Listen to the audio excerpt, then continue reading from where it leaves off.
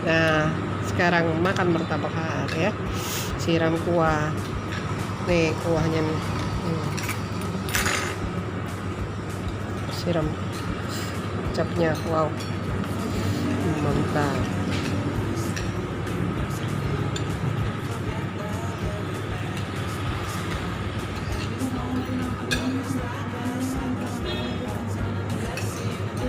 Menayu kuat, banyaklah dagingnya kuahnya nih.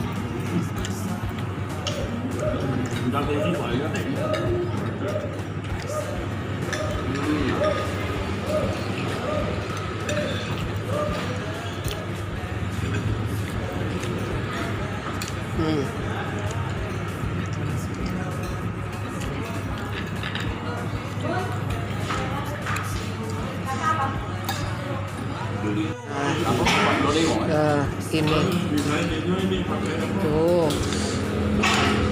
Daging. Kalau martabak puasa ya, namanya dengan agung. Nikmatin martabak har. Untuk sana dulu. Nah, ini menikmatin martabak har nih, nih. Wow, lemaknya. Nah, ini Kak Tony. Mantap, Kak.